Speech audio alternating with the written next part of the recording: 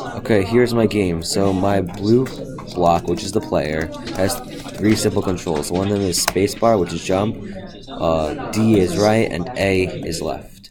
So the objective of this game is pretty simple. You just want to try to get to the orange block, as you can see up there.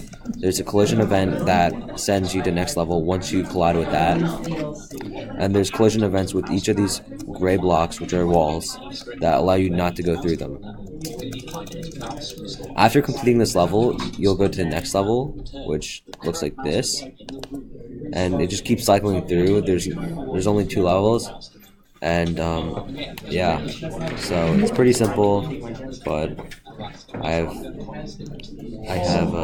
right here. This is the player input for the different keys. I decided to change it instead of the arrows to have it as A and D since the keys are bigger.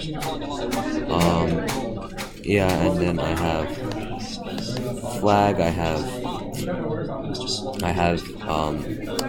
the collision mask set pretty small because I don't want it to collide with it before you even land on the platform that's on. So I want to make sure that the player landed on the platform before colliding with it. And when you collide with it, you just go to the next room and that's it. And I only have two rooms right here. And I have three objects: the player, the wall, the flag, and yeah.